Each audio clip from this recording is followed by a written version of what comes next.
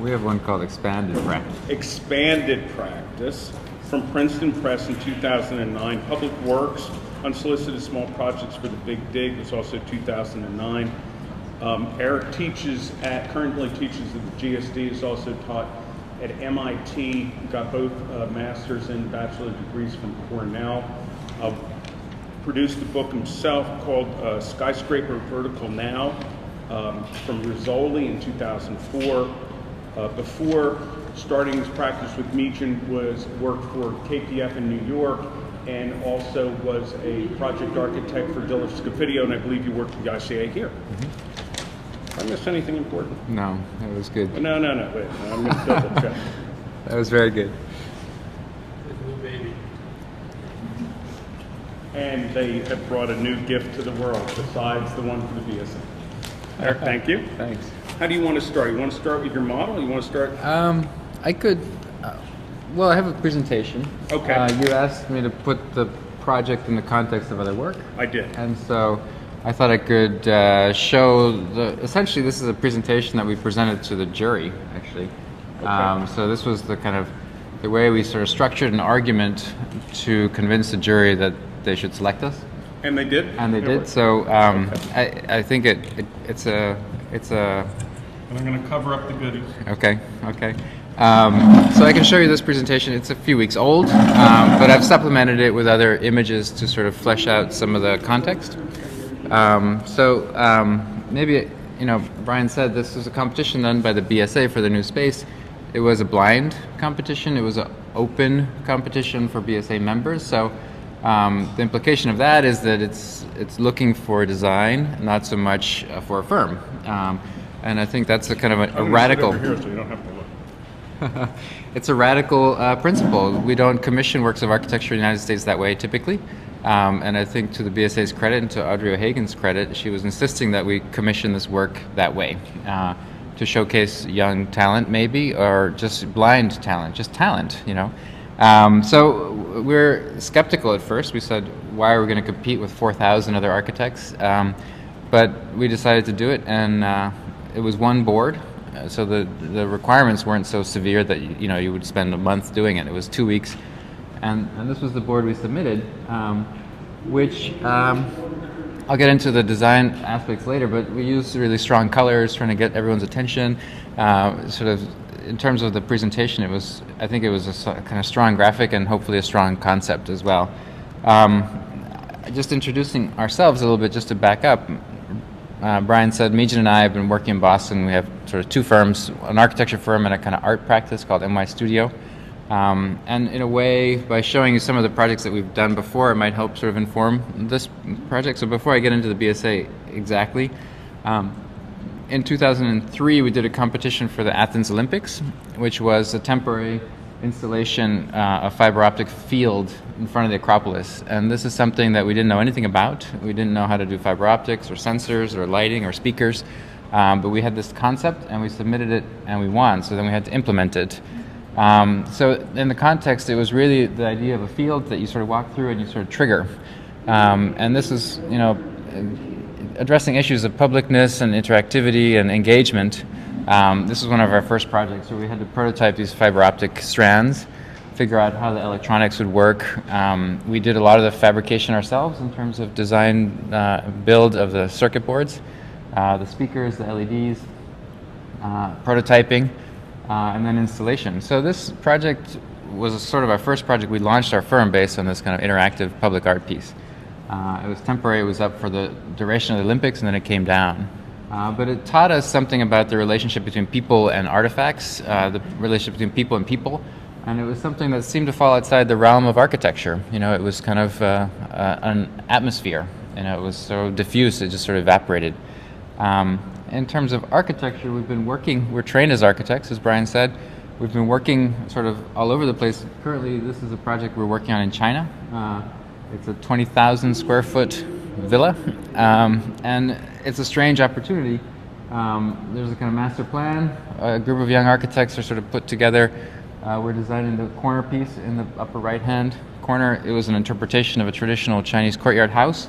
The site changed. The plan was mirrored and it was turned into a restaurant. But they're moving forward with it. This was a kind of proposal where the roofs, the Chinese roofs, instead of being like this, we sort of inverted them around these courtyards. We sort of worked out the details for the window patterning using traditional Chinese materials like brick and tiles. We sort of came up with a set of details for corners, taking advantage of the fact that in China there's a kind of labor force that will do kind of insanely intricate corner detailing. We wanted all the bricks in the project to be oriented the same way. So as the building goes around and in a diagonal wall, the bricks just get feathered. So you see this wall is straight and this one is feathered. And they've actually built it this way, which is kind of insane. The idea of the windows is that they're sort of punched into the facade and they're actually sort of implementing it. Yeah, it's kind of nuts. We were shocked when we see photographs of this. We also, as Brian said, I worked at KPF for many, many years.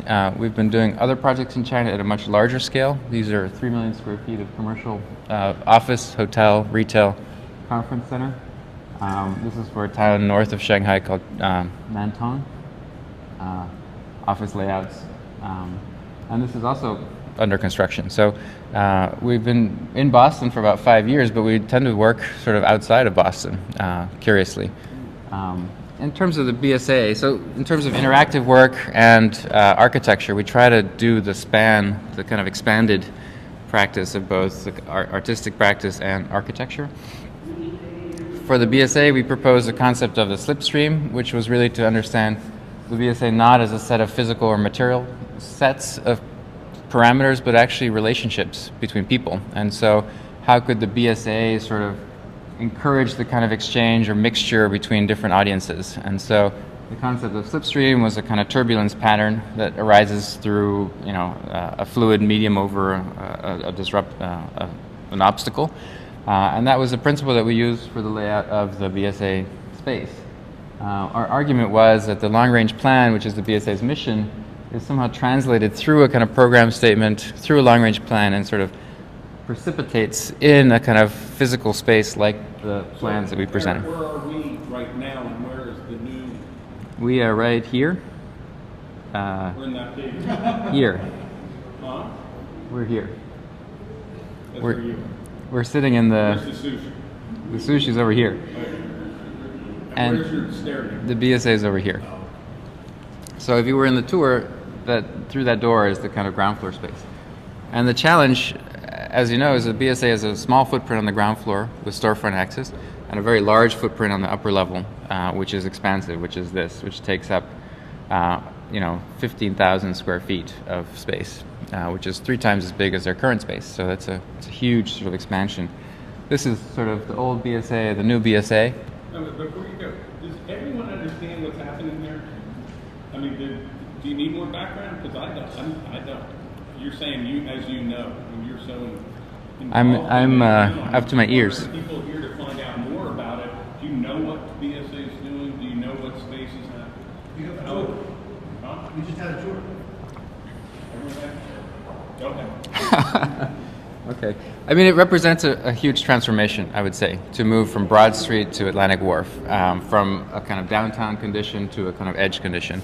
And this edge condition, we argued, is not so much an edge, but a kind of new center. It's centered around the 4-point channel on one side, which is, very active with the Children's Museum, with Flower, with the ICA, with the 4-point Arts District, and then the Greenway. So Atlantic Wharf is sort of positioned between these two new, I would say, public open spaces. So this is what we call the new front. And really, this building is sort of oriented towards 4-point. In terms of the competition, we argued that Waterfront Square, which is where we are now, and Congress Street, and this is Pearl Street. That's the kind of site boundaries. But we're arguing that its public function is the most important thing, and so all of the moves are designed to sort of highlight and accentuate the kind of public presence of the BSA. That's why they moved. That's why we're here. We're trying to sort of make it more accessible, more public. We sort of looked at centers for architecture because we know a few, the Canadian Center for Architecture, Montreal, the Netherlands Architecture Institute. And these are precedents that are sort of relevant. You know, how do you create a kind of dynamic place for architecture, for discussion, for debate? And these things, these institutions house exhibitions, they sponsor lectures, they bring publics together, they engage the public in the work of architecture, and that is what we were looking for here. One of the things we noticed about the BSA space on Broad Street is when you go there, you're in the elevator, and the elevator is the most social space in that building. You know, you run into people, you know, the public, the architects. In that building, you could be stratified and on completely different floors and not know who's in the building. And so we said, let's make this new space, which is a field condition, much more about interaction between people. So the first gesture was to sort of take advantage of the horizontal distribution of program and mix the architect and the public and the students and the staff in a kind of what we call the kind of turbulent mixture of people around these conference spaces. So this was the diagram we showed. You know, these are conference rooms. People are sort of wandering around, running into people. You go to see a lecture, you run into someone who's at a meeting. You see, during the course of the day, different people would mix here. So it's not about creating a pure exhibition experience like you would find in a museum. The kind of pure exhibition is not what we're interested in. We're interested in the kind of social, the kind of contaminated social gallery exhibition function. So that's the objective. We looked at the Center for Architecture in New York, which is a good precedent because it has sidewalk presence. You know, in a way, they've exploited their section to get people to look down into the galleries. We have the opposite condition. We're trying to get people to look up. So from the sidewalk, we're looking up. These are examples of galleries we've designed before. But the second floor plan in the competition looked kind of like this. It's got the corner here. This is the south east corner, and that's the Channel side, and that's Congress Street. We made the conscious decision to arrange the exhibition space all around the perimeter so that the public would have access to the perimeter, that there was no part of the BSA that you couldn't get to in terms of the exterior wall. And this is the waterfront square that we're in right now, this void here. So the idea is on the second floor to actually line these galleries here with program. And so from this space you would look up and you would see exhibitions, you would see models, you would see large graphic content, and you'd be drawn up into it. There would be no glass between the square and the BSA. That's the intent.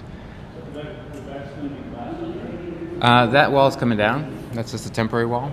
So all that drywall is coming down. You just look right up into the galleries. That's the intent. In order to do that, and we talked about sort of street presence and the necessity of sort of getting the public to sort of take notice. Here we are sort of walking down Congress Street. You know, if there was something on the ceiling, you would notice it. And so the ceiling, the soffit becomes the primary facade, you know, from the street. And if that soffit became a stair, then that would sort of really grab your attention. So this is an idea that with a soffit as facade, with a soffit as stair, and a stair as signage, it would actually do three things with one move. And that was the sort of concept that we sort of proposed. We noted that from the street, you know, you might have, 11 feet of facade, but you might have 12 feet of soffit. Or from across the street, you could have almost 50 feet of soffit in terms of public face compared to the 11 feet of storefront. So taking the fact that we're looking up, that it's on the second floor, we were sort of taking advantage of that by making the soffit into the primary facade.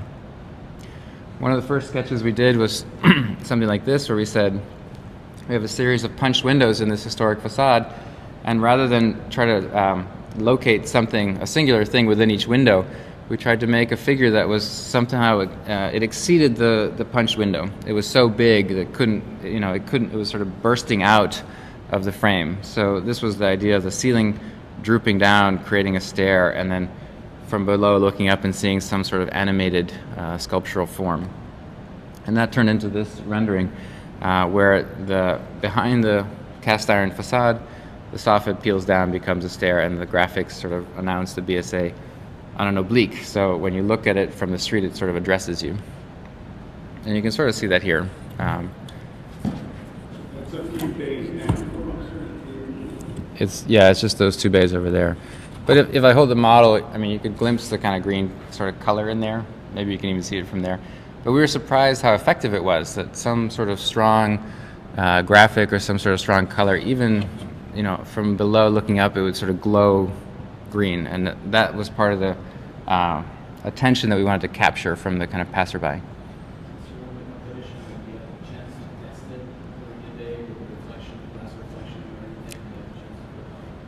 We haven't done that yet. We will. I mean, we hope to do that. We're going to mock up sort of pieces of the ceiling and the stair and the walls. But yeah, I mean, that's something we'd have to test. You know, the reflectivity of the glass, the color of the accent, and the materiality. Just to tell you how this sort of layout was arrived at, the square was somehow part of the BSA lease negotiation and part of the owner's commitment to the city. This is Chapter 91, where they have to sort of allocate a certain amount of square footage to a kind of public use. So this square and its sort of publicness is integral to the kind of overall approval process for this building. We understand that the BSA will program this space. There'll be events in here, there'll be parties, there'll be exhibitions in here. So this is just showing, early on we showed like a 2-story exhibition that was somehow hanging in the space. So you could have a cool party, and if you look up there, you would see activity, you would see color, you would see stuff. In terms of organizing this plan, though, you know, we started off with this edge condition. You know, this is that 10-foot zone around the kind of arcade around the square, and we said that is required by the lease, and then the perimeter would seem to be something that would also want to be sort of public and open. So we took the strategy of the kind of interior perimeter and the exterior perimeter, and then we sort of connected them, and then we sort of angled them, and then we sort of produced the kind of archipelago of conference rooms that we talked about. So simply sort of going from a kind of edge condition to a kind of network, we sort of produced the plan sort of like that.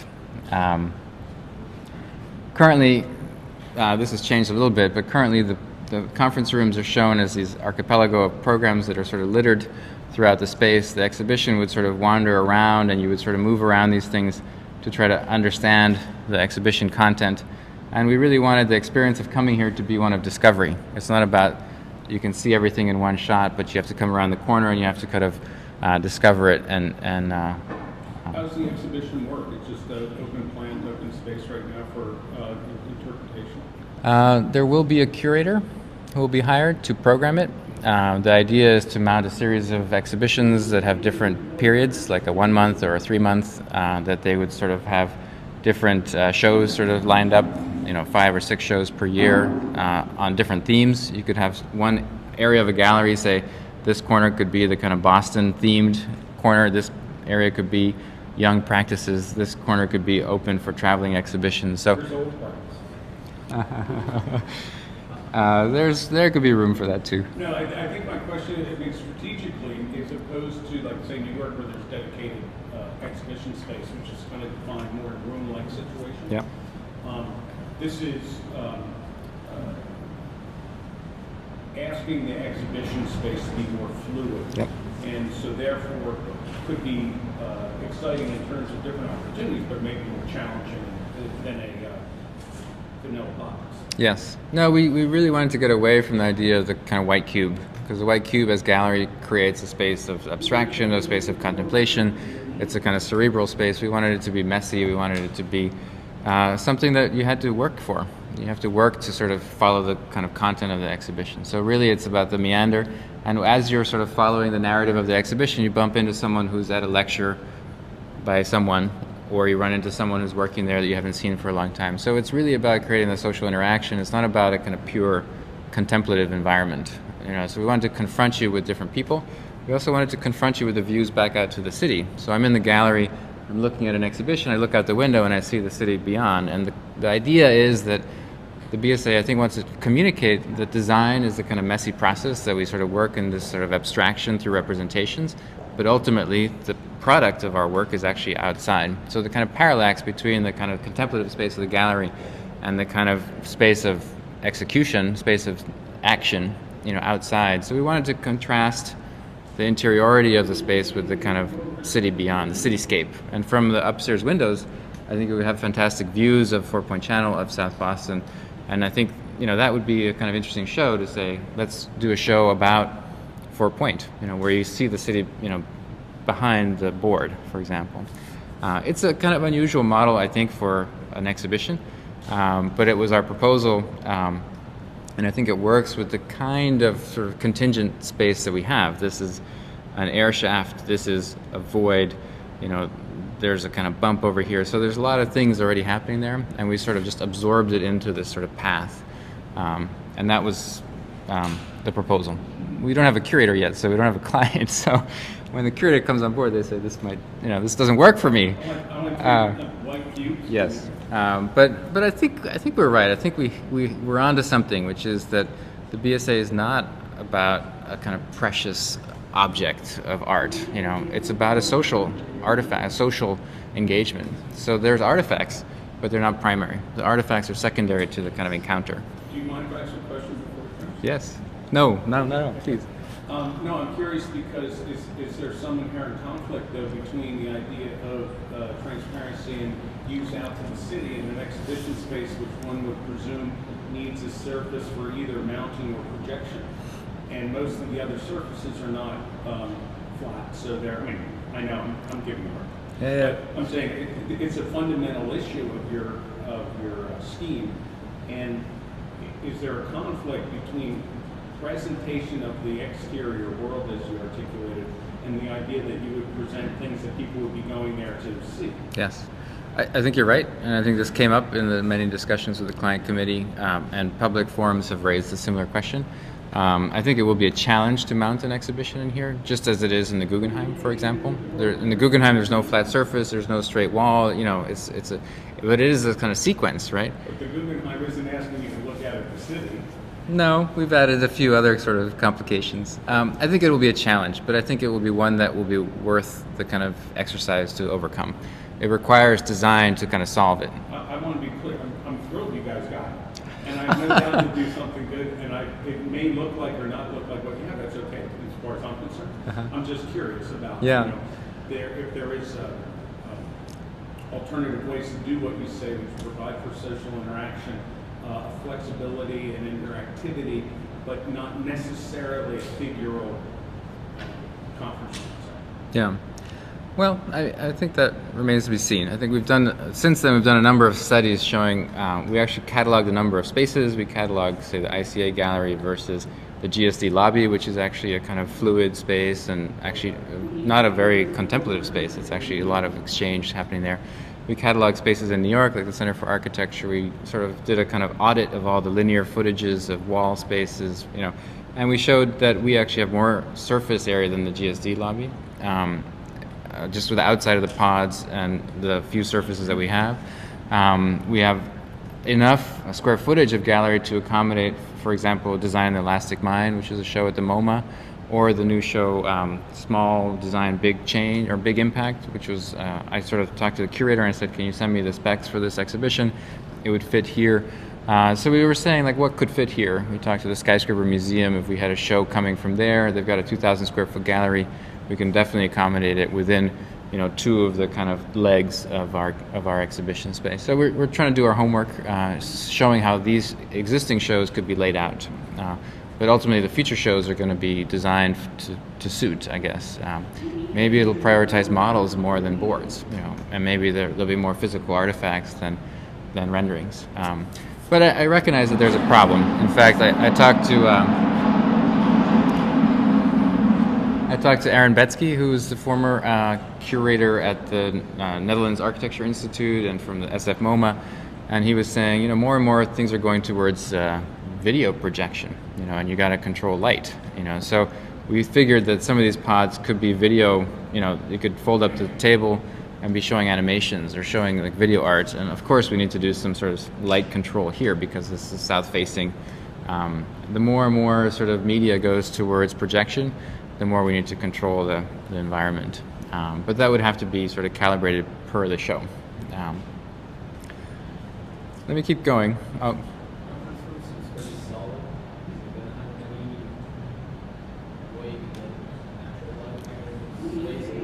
We're working on that. Yeah, we're working on that. You know, we made a calculation in the competition that the conference rooms and the offices would not be on the perimeter. The perimeter was somehow public, and that publicness was important. So we prioritized public access over individual offices and over the conference rooms themselves, so we kind of pull them off the glass. We're working on the design of the conference rooms to see how to bring natural light in or how to make them operable in ways that allow people to use them differently, but also allow people to get in and out of them in different ways. So that's something we're working on. In terms of the RCP, this is the soffit plan that sort of comes and sort of folds down to become the stair. So the stair is actually here. We thought that the soffit would be, we talked about it as a facade, that it would have an articulation that would sort of support the idea of a kind of flowing space. And so what we call these gills are actually slots where we would incorporate track lighting and hanging systems. This is the stair where the sort of ceiling comes and wraps down on one side, and over here it comes and wraps down. It's got a super graphic on it. We thought one thing about the BSA is that it's constantly sort of broadcasting a kind of message. It's broadcasting public lectures, it's broadcasting information. So we thought we should integrate that. Why would a media project, the website, the publication arm of the BSA be separate from the architecture? And we thought that should be integrated. So we were arguing that not only is the space here and a space of social engagement, but we should also design an iPhone application that would allow BSA members to get special access to information when they're here. It'll allow BSA members to interact with each other using geopositioning, or like a Foursquare or a Gowalla. You could actually know when you're near another BSA member. And depending on how you set your priorities, you could actually you could use it as a kind of social network, right? So why would the architecture be separate from the social network? Why would the BSA not have an iPhone app? So we show it in the rendering, but we have an ambition that the project is a media project and not just an architectural project, that it incorporates the website, it incorporates platforms for sharing and collaborating, and that it incorporates podcasts of all lectures and digital resources that are available here. In terms of the plan, so I'm sort of going around, but the plan on the ground floor, like I said, is quite small. This is the kind of public access to town square. The ground floor plan is just this area here, and the idea is, in that plan you have to have a concierge, you've got to get people up a stair. There was an idea about a storage office, and here we had shown a kind of small elevator right behind the stair. This was showing how it would work. The stair is on an oblique to sort of get people up, and the stair shows these kind of great big cutout letters. The idea is it's sort of hanging from above. Ideally, we would have nothing underneath it, but I understand that's not possible. We're working on that. We understand that's not possible. So that's in development currently. We did show a number of different options during the competition. We tried, hundreds of different configurations, and so at the interview process we said, look, we're not sort of hell-bent on this one thing. We're going to show you different options, and every time we do a design we're going to show you different options. So we just threw this in the presentation saying these are schemes that we've studied, and we're going to be doing lots of studies as we move forward. In terms of the pods themselves, we talked about what could the pod do. It's kind of a piece of sculpture, but it could also incorporate bookshelves. It could incorporate workstations. We could have people start checking email. So this is an idea about this kind of figure. It looks like a Richard Serra sculpture or something, but it sort of peels, and it's useful. You can inhabit it. You could sort of sit on it. This is a cutaway showing the profile, and this is something we thought could be fun. We could do some custom fabrication. We could use software to sort of digital cut or waterjet cut a series of profiles. And in terms of materials, we were this was early, so we were saying, well, what could it be translucent? Could it glow? It needs to have acoustic properties on the inside. It could be clad in something. So this was very early. We were speculating about how these pods would be utilized. Different profiles, integrating sort of projection screens, writing surfaces.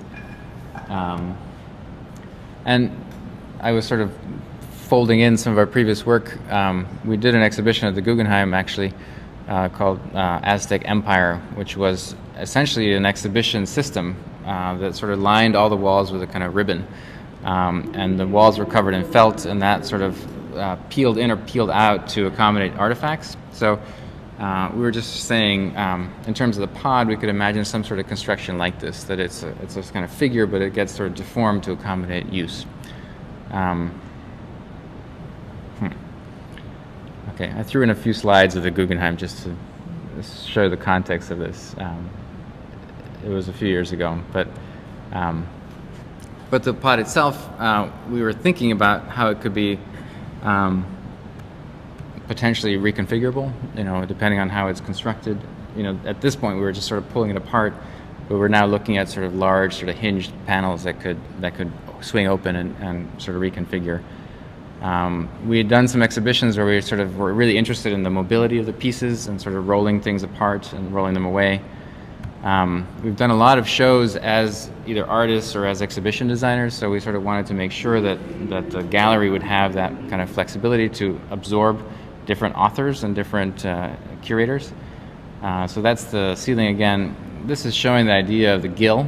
So within the soffit there's a kind of slot which could have light, could have hangers, could have tracks, will have sprinklers, diffusers, all that kind of stuff that you would expect. This was a competition drawing of the kind of suspended wing profile with the gills, workstations, exhibitions, social spaces. And then the question of how does it engage the public at the street, we were sort of talking about what kind of technologies could we use, whether there's a kind of LED ticker that sort of scrolls constantly, sort of talking about events. There could be a kind of digital projector which sort of broadcasts a kind of map onto the sidewalk, that you would have streaming podcasts from here. Just trying to imagine what kind of technologies could be integrated into this.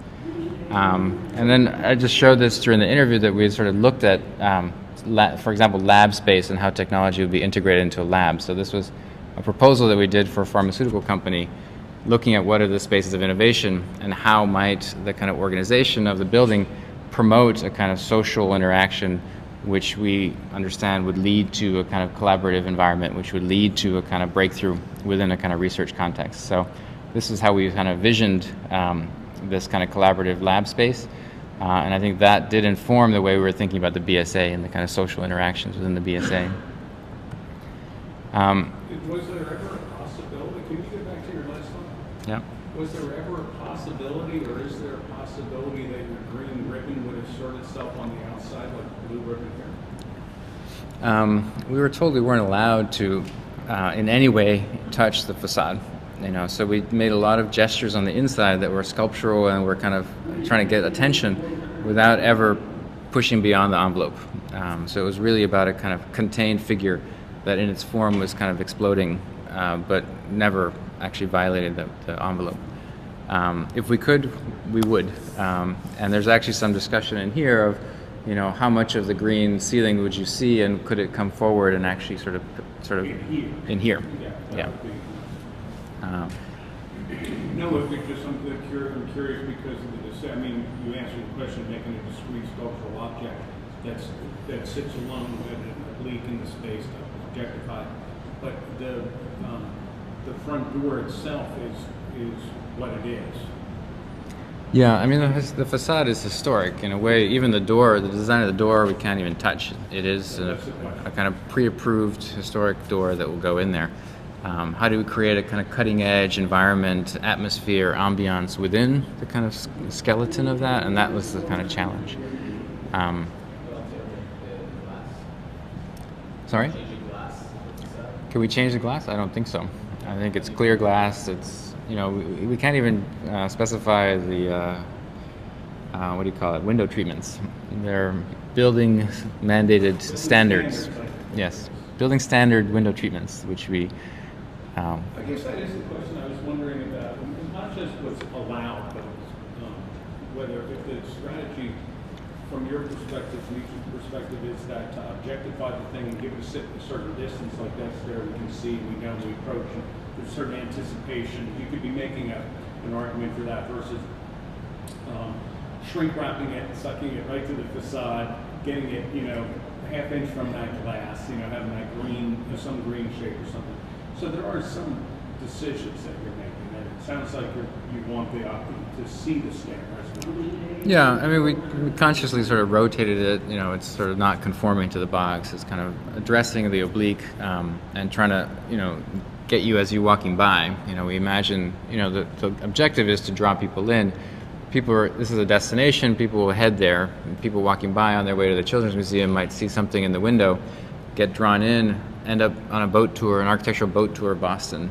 You can buy tickets there for boat tours, for walking tours. You might get enticed or seduced to go upstairs and see an exhibition about Boston architecture or discover something. So really the kind of storefront presence, the kind of impulse buyer, would be our target audience, because we assume that people coming to the BSA are already coming. When they come, we want to make sure that it's sort of enticing and kind of exciting to come up. I could stop now. I could keep going. I've got one more or two more little projects that are relevant, maybe. I kind of stuck them in at the end. This was a project we did in Washington in the public realm. Again, something that we're sort of interested in. How do we get the passerby to sort of pay attention to architecture? And in this case, it's called low-res hi-fi. These are actually touch-activated sound poles. So when you touch them, they sort of play musical notes. And this is a kind of large building sign, which is a LED net. So the LEDs are suspended in the net. It broadcasts a mix of the building signage, the building address, and a kind of digital shadow of the person. So here's me and here's my shadow. And the security camera sort of puts the image back into the net. So it's overlaid on the building address. So this is something that we were sort of playing with as a kind of public art piece, but it's kind of smuggled into the public realm as signage. And it did sort of transform the kind of foreground of the building. The developer wanted to sort of package his property. Well, that's why I asked, because I know that piece, and that's why, it is so sidewalk there. It's not storefront, it's sidewalk. Yeah, no, we like this. We like the idea of working in the public realm. You encounter different audiences that way. I think, that sidewalk is a no-go zone for us, but the sidewalk in front of the channel is actually a space that will be programmed with public art. And I think the BSA, in a kind of ambitious mode, would sort of stage events out there, would commission installations out there, and would sort of literally spill out onto the street with temporary installations. The other project that I wanted to show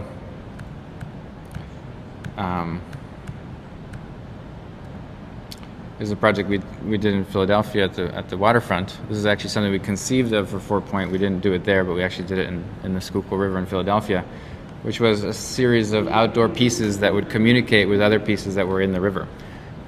So these are kind of seating elements. When you sit on it, it sort of uses an RFID signal to sort of trigger the one in the water to sort of light up.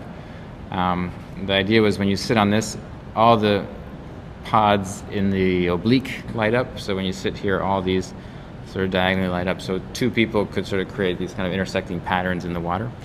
And this is something that we sort of prototyped and we actually installed in Philly. And we imagined that something like this in the 4 Point could be very sort of engaging, people walking by, people sort of understanding their relationship to the waterfront. It's not just a kind of a backwater, it's actually a front.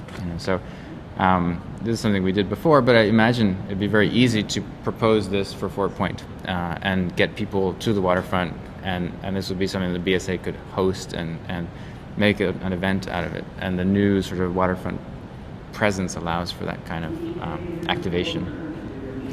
Because I guess that was my question without knowing is, I know your work is so interactive, and besides the media aspect, just the interactive part. And I was curious if the place, any of the things within the design of the building have that, or the capacity for Yeah. I think we're interested in technology. Well, we're interested in technology and the way technology sort of works its way into our social relations, right? That we email, we text, all these things. When we're in space, our phone rings, everybody picks it. There is a kind of, we have been rewired by our technology. So that's our interest.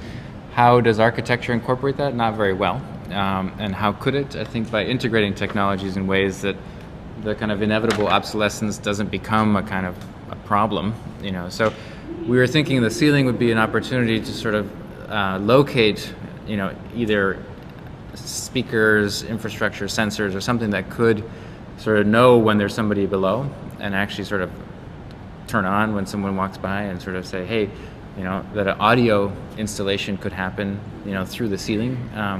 So we have all kinds of ideas about how the exhibition space could be more interactive by integrating technologies like that. We just put out our schematic design pricing package, and we haven't heard back yet. But as soon as we do, we'll know how much wiggle room there is for these kind of things. It's a different budget. There's an architectural budget, there's an FF&E budget, and then there's an exhibition and ongoing sort of curatorship budget. Well, you're kind of showing us a superstructure that could support different exhibitions, interactive activities. It's an armature, and we hope that armature is flexible enough to incorporate the wildest of ideas. And we don't have to author them all. We hope that it's a kind of armature that other people will sort of take over and activate. And where are you currently in the process? We just sent out our schematic design package. We're getting numbers back this week. And who's the built from who? From Commodore Construction, who's sitting right here. How they doing? We're on budget. Well, I guess is there a budget? There is a budget. So you have a target that you're working towards. We have a target. Are you the builder for the build? No. Or is that separate? Yeah. No, I should say Commodore's on. They're the construction managers. They're doing pre-con on the project. It's a collaborative sort of team effort. Oh, you're on our side. And So- when's that going to happen? I mean, when's the numbers coming in? This week? Good. Next week. Sorry, next week. Has there been a significant deviation from your schematic that you presented, where your competition went? I think it's pretty close. I mean, the pods are reconfigured slightly to take advantage of natural light, accommodate all the storage and MEP equipment that we didn't have accounted for in the competition. But What's the floor though? we're pricing a few different options. We didn't want to have anything too precious, so no marble, no granite, no stone.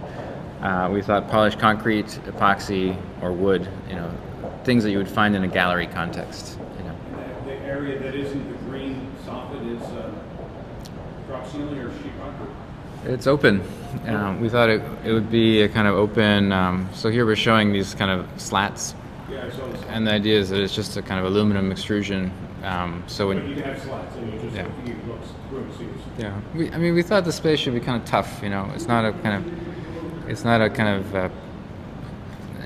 not a precious space. It's not a high-end space. It's a kind of design space. So more like maybe the original history of this, which would be a kind of loft building, which is obviously not. But the idea that it's a gallery space. It's not a museum.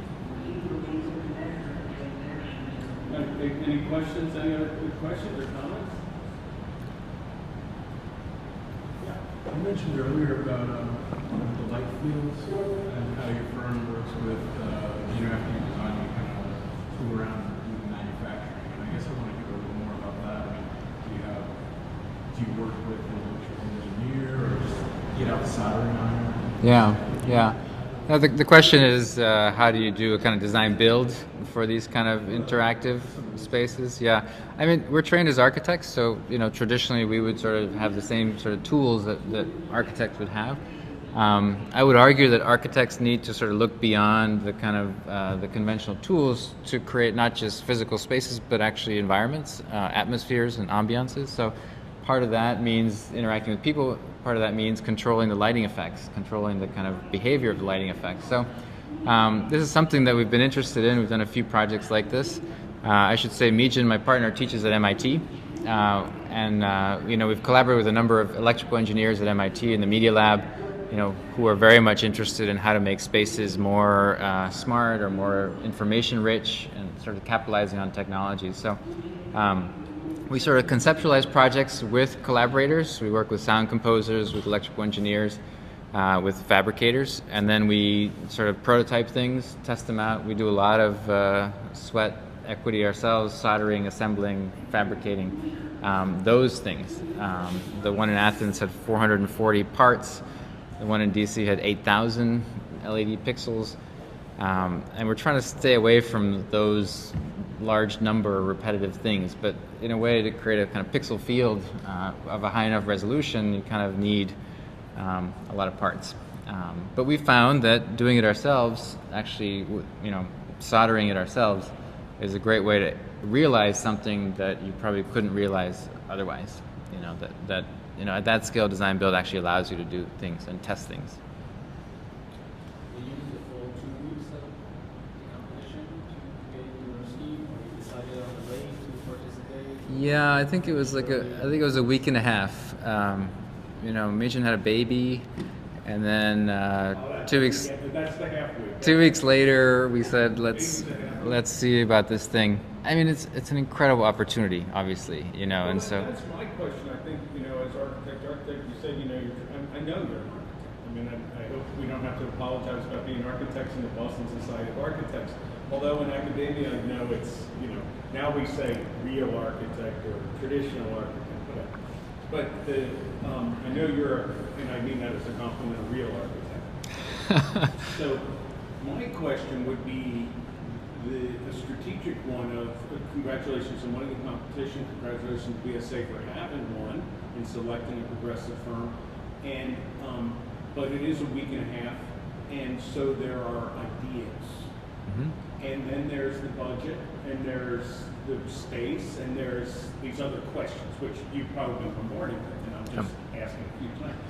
So the more interesting question would be what kind of latitude and flexibility are you being allowed to pursue ideas that may be more closely linked to your concept but might not look like your drawings? Or is it just too short a time span? Well, what we said to the jury was that this is a strategy. This is an approach. It's an approach about visibility. It's an approach about public access. It's an approach about signage, identity.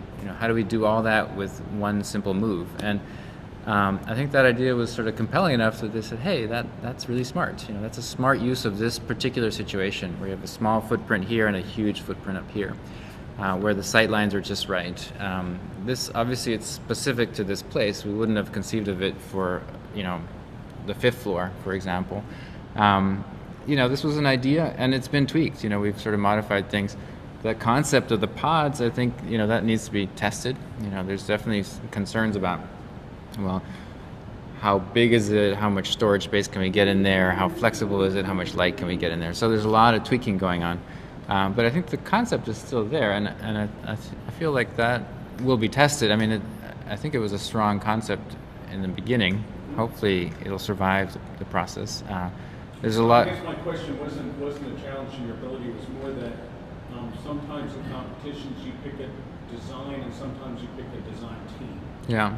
And I'm wondering if you feel like they picked a design or a design team, or maybe a combination of this. I think it was both. We presented ourselves as this is an idea, and we actually went into the interview with Arup and a group called Continuum, and we said this is a team we'd like to work with. We're not sure, and then these are concepts that we think we could work on together, and obviously there's nothing guaranteed. We still have to negotiate all those scopes of work, but I think it was very open-ended. Like, this is an idea, this is a set of ideas, and if you buy into those sets of ideas, we'll work on them with you. And we have, we meet every week, every 2 weeks with the construction managers, with the client committee, and we work out details. So we're moving forward. Ask you how big was your team in the competition? Yeah, no, we're a small firm. We're 6 people. So I think all 6 worked. For a week you could throw everybody on one thing, and if you need to work late nights to get the renderings done and the diagrams set up, so the competition was 2 weeks, and then there was I think a 2-week period before the interview. And definitely, this was the board that was submitted, but this presentation was the presentation that we gave at the interview. So we got comments back saying we'll consider this and think about that, and so we sort of worked on our argument. I think I was saying, like, we didn't build a model for the competition. We built a bunch of diagrams. We built an argument. I think that was the thing. And so all the views showing the green and people like looking up at the green, and I think those are things that inject a bit of humor into the presentation, but also are things that sort of, on a visceral level, you feel like, you know, oh, there's something up there, and that's what we wanted to capture in the views. It's not a bad green. I do like that green, if it glows. Yeah. So where are you in the process now? So you're getting what budget, and you're getting numbers back. Yeah. And since that'll all go very well, when would The move-in date is November 1st. So working backwards from that, we're gonna start construction June, right? We'll release certain packages early, the long lead items. So it's moving very fast. Yes, sir. I didn't quite catch what role design continuum might be playing in the team. They came to the interview with us. They were the kind of proposed sort of strategic thinking think tank team. And we thought that they could work with us in terms of graphics, in terms of identity, in terms of the kind of interfaces. And so that was the proposal. We still have to work that out. We don't have them on board yet. But that was who we went to the interview with. And we thought that we should have an interdisciplinary team. It shouldn't just be a bunch of architects. It should be like thinkers. Wait. Huh? Shouldn't just be architects, we want thinkers? I don't know, I didn't interrupt you. We wanted people that from different disciplines that could think about the same issues together. So Audrey, is what we're doing to get listed through school? One of the advice Eric mentioned during the consultation process, because we know that it's difficult to express all of your ideas on one board, but we were just looking for ideas, and when Eric and his team presented their ideas, it was really done a way that Jory felt it was part of the bigger process. And he actually liked it wasn't sort of selling an idea, this is what it is. Obviously the green captured a lot of attention. And after your interview, these were anonymous as you already know. We didn't know who did what, just get 5 scenes that we thought great. And then we said, is it really going to be green? Let's just assume it's not green. And then now it's kind of like, actually the green's not bad. So it's growing on you. But it's really part of the process. And their team showed a lot of flexibility. There was freedom in the whole spirit of the project in terms of really, connecting to people on the street. And then the other part, Eric was connecting to people in this front court here. And so that's part of the evolution of the design. But we knew everything wasn't rolled out. The office space was kind of a big one in your presentation. You were still working on that. Yeah. But thinking through the components, thinking through the process, and then sort of doing research, and then bringing that in and saying, what about this, what about that? And the fact that you're here too is also part of the process. And so, looking for your thoughts and your ideas, and we want to make the best place that we can. And I know that even the other day, Larry was very quiet for some reason. Already mentioned an idea that will be discussed. And so now's the time, I think it's a really interesting collaborative process. And I have a great deal of respect for Eric and his team because it's really open and it's very collaborative and it's about this, about that, how can we make this the best space that we possibly can. He's telling the truth. But the other night, no, the other night we had an event like this, and someone came up and said, "Couldn't the ceiling come through and be present in this space?" And I said, "Yeah, I never thought about that. We always look at the model from the front, but we never looked at the model from in here. When So they call this a town square? that's what, yeah. So the idea that not everyone's coming from Congress Street, but people are coming from the waterfront along here through these doors. So we wanted to make sure that this space is actually claimed by the BSA. So we'll program that whole gallery because this is a prep kitchen for the restaurant that's in here. So they don't need this face. We're going to take this face and extend it As an exhibition. as an exhibition space. Or a smoking gallery or. Isn't there potential for a vertical banner outside the building? There is. There's a signage banner. It'd be great. Well, I was gonna put you on the spot and ask what you think of that blue thing hanging out The mast. You know, it does what it needs to do. It, there, which is what? it Look at me. yeah. It you know. Does anyone know where that came from?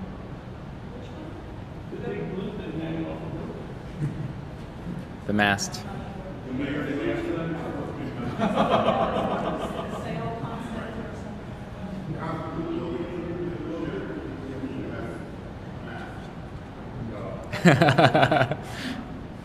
People say that out loud. Sorry. Any other questions or comments before we're going to let you come up with this model? Yeah, I mean, if Do you have you have any more? Thank you very much for your. no, that was it. You know, I wanted to show a few different projects that somehow related to this, and I hope it wasn't too much. That's why I asked you to too. Is I think there's a. I would think a desire to see the built project contain some of the aspects of interactivity and media that aren't limited to someone else's iPhone or something. And I know that's a budgetary thing as well. But it would be really nice if it wasn't passive somehow. And whether that, is the ceiling, stairs, the pods, or something. It would be the work that you do and you do is so much has to do with human bodies engaging in space and the response to that engagement. And that's one of my questions is there opportunities for that to happen that aren't just added up? Yeah. No, I think we would like to think that there'll be time in the process to integrate some of these sort of conceptual spaces and the spaces that provoke interactivity. I mean, after seeing the thing in the scoop of all, I keep thinking that guy walking up the stairs, there should be a cause and effect somehow. Yeah. No, I mean, we love that kind of response because it really engages the public. You watch people interact with even the pods in Philadelphia. They're trying to figure out how they work. There's a kind of curiosity that's sort of tapped into, and I think that's what we want people to. When they look at architecture, we want them to sort of engage that as like, well, how does this work? How does how? So there's our hope is that as we get along with the architecture, we can integrate these things into the ceiling. We also recognize that there isn't a huge budget for all these things. So we put everything in the ceiling and things hang down, or that there's one thing that is the generator for everything. I think it would be great. I mean, I've budgeted aside just as because I think that the strongest part of that work is making people aware that they are participating somehow. Yes. I mean, it's not just a game. It's people like I do this, that does that, and it makes them aware of their presence in a space, whether it's sound in Athens or Philadelphia. Yeah. And it would be nice if there's an opportunity for people to see architecture as an interactive art, social art, rather than static composition. Yeah, you said participate, and I think that's right. I think architecture, art practices. I was working. I was meeting with Natalie Jeremienko, who's an artist, and her work is actually workshops, meeting people. It's not about making things; it's about engaging with people and exchanging information. And I think that's a trend within art practice. I think it could happen in architecture practice. That you see architecture for humanity. It's about engagement. It's not about beautiful objects. And I think the BSA's mission is about that kind of engagement. Not that there's anything wrong with beautiful art. We love beautiful objects. They're more powerful that way. They engage better when they're beautiful, but they are primarily about engagement. I think that's what's interesting. I was dismayed because I went into the new wing of the MFA, and here you are with a collection of these stunning original works of art all over America, hanging on the walls in the flesh and blood. And children go like bugs to this like video table. move crap around. They're basically looking at TV all. And I wanted to shoot myself and the people who put those things in there. So, Don't can do we that. have some real stuff too? You haven't some lead pencils? Well, I was talking to Aaron Betsky, and who's a curator of architecture, and he's at Cincinnati now. But I emailed him because he's an acquaintance. I emailed him. I said, I'm working on the BSA. We don't have a curator yet. Can you help us? Just let's bounce some ideas off of you. And I said, what is the fundamental challenge about exhibiting architecture? And he said, well, the architecture isn't there. You know, it's always through a kind of representational filter. You're looking at drawings, you're looking at renderings. You're not looking at the building because the building typically isn't in the museum. So he was saying, you know, how do you overcome that? And exhibitions that deal with architecture somehow have to be materialized differently. They have to be, you know, you have to have some piece of a building, some mock-up, some prototype, some furniture piece, something tangible that people want to engage with. So, you know, I think that's a great idea. That I think the shows that he's done have not been about hanging pictures on the wall. They've been about installing a fragment of a building or some you know, prototypes, and so that you can try to get that one-to-one scale thing. You know, the difference between a model and a prototype is this is a representation of something much bigger. A prototype is the thing. It's just a kind of early version of that thing. So we like to think we work with prototypes because we sort of build like large-scale, full-scale chunks of a stair or something. You know, the fact that people are drawn to the kind of flickering image, that's the kind of inevitable condition of our culture. We're trying to put the kind of flickering image in the context of the kind of material sort of stone or rock or thing. You know, we find them most powerful when they're intertwined. That it's not one or the other. We're not choosing the physical world over the kind of digital. We like that interface. That's why I think the kind of Peter, you gotta Turn on the Now light you gotta. to attract them all, don't you? I think that intertwining is the right thing. I think there is generational differences between a static object and an ability to engage it somehow. And without diminishing the art object. I think Eric made a very good point. Perhaps one of your pots can actually have some sort of special camera where when you walk in, you can actually experience examples of interior rooms, right, that are well known. Where you can feel as if you're in that room itself. But the projection lies in all the walls of that room. That's cool. I like that.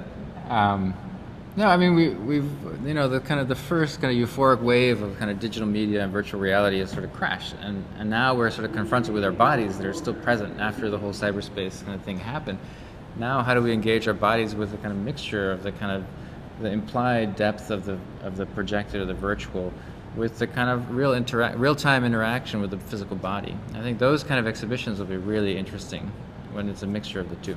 It seems important to make the distinction that you're doing the shell and not necessarily these installations. Yes. But setting up through your experience the opportunity that they could be interactive and flexible and interdisciplinary. Yeah, I mean, what I told Audrey is that, you know, we did an exhibition at the Center for Architecture in New York. It was kind of one of the opening exhibitions, and in a way, besides Athens led to the Center for Architecture. The Center for Architecture led to a number of other commissions, and we launched our office through the Center for Architecture in New York. And I think for the BSA to promote young architects, to do an exhibition design, to do an installation, I think it could launch practices. I think that's the BSA's other mission, is to promote talent and to kind of get the word out and create settings for that. So I think it's completely possible that the people that are designing the exhibitions here, the work that's shown, will have that kind of impact. We hope. Yeah. I'd like to, your piece, the interactive piece with the lighting on the waterfront, where was that? It was in the Schuylkill River in Philadelphia. Yeah. It reminded me of Waterfire in Providence, and that was interesting because I was there at a time when this was when I first saw it, and I'm seeing sparks are flying, I'm smelling wood smoke. I'm thinking, God, this never would happen in Boston. There'd be liability issues or something. But there was something sort of primitive and wild and alive about it that was fabulous. And there was all the attendant stuff happening around it. Some square, there was tango dancing, which was amazing, and live music. And then it Jenny Holzer? Is that right? Piece that was projected on a wall opposite. So I guess what I'm saying is that kind of is a way that I think about the use of modern technology, and I think that they can work, sort of in concert with quote concrete things, material things that actually hit us viscerally as well. Yeah. So rather than I'm feeling bothered by this split between old architects and lead pencils and young architects that rely so heavily on technology, which I think is fabulous. But I don't know. I'm just thinking. Well, I was thinking the same when Peter said it. Said I would hope, and this isn't Eric's charge by definition, but it's part of your agenda. I think it's more as Eric and Andre and people and Larry trying to figure out is how do we do the spectrum from 8 to 80 or 6 to 100 or whatever it is. I mean, the idea of engaging people is one of the things that we do well, and whether it's a pencil or it's a computer, who cares right now? But let's not prioritize either. We have multiple generations who don't know how to use a computer, and I'm only halfway through, so there's a lot of people older than me who work in watercolor and that's one of this, and I would think that the space would engage anybody who wants to participate. I don't know if you using digital, or you still using film? I wet plate colonial. Awesome. Love it. But I hope it's not an either or thing. No, I think I still draw with my pencil. I still use trace. We don't draft with pencils, but we definitely sketch a lot in our office. When we conceptualize projects, it's a trace sort of, we sort of pile up the trace, and then these things get put through the Rhino and modeled and built and then tested. It's, I think, by any means necessary to get a design idea across, to sort of test an idea, and it's a personal process. How intuitive can you be with a mouse? How intuitive can you be with a piece of paper? And it changes by generation. I have students that are completely immersed in their Rhino model, and they don't see things in section. They see things in fly-through, and that's a different kind of optics and a different kind of spatial understanding that we have to sort of learn. We have to grapple with. Or you can respectfully distrust. Yeah. And, yeah.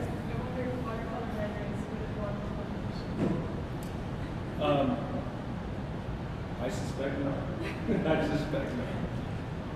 But